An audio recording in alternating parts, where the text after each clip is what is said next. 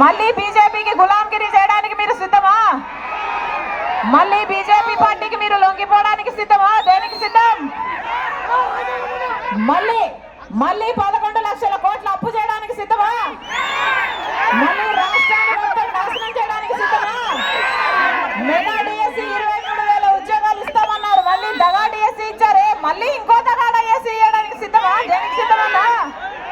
రైతులను మళ్ళీ ముంచడానికి సిద్ధమా? మద్యపాన నిషేధం అన్నారే, మళ్ళీ దేనికి సిద్ధమన్నా?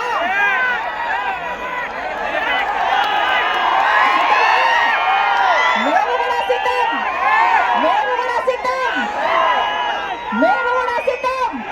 మిమ్మల్ని గద్దెదించడానికి మేము సిద్ధం, మిమ్మల్ని గద్దెదించడానికి ప్రజలందరూ సిద్ధం.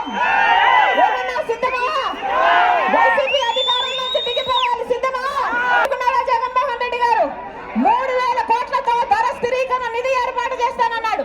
3,000 కోట్లతో ధర స్థిరీకరణ నిధి ఏర్పాటు చేస్తే పత్తికి ఎంత రేటు పలకాలి? కనీసం మద్దతు ధర ఉందా? ఎంపీ అభ్యర్థిగా రాంపుల్లయ్య అన్నను గెలిపించాలని ఇందాక మాటిచ్చారు. టొమాటో ప్రాసెసింగ్ ప్లాంట్ అధికారంలోకి వస్తే కాంగ్రెస్ పార్టీ పెడుతుంది, రాకపోతే ఆయన సొంత డబ్బులతో పెడతానని ఇందాక మాటిచ్చారు. మీరు ఆశీర్వదించండి. ఇవన్నీ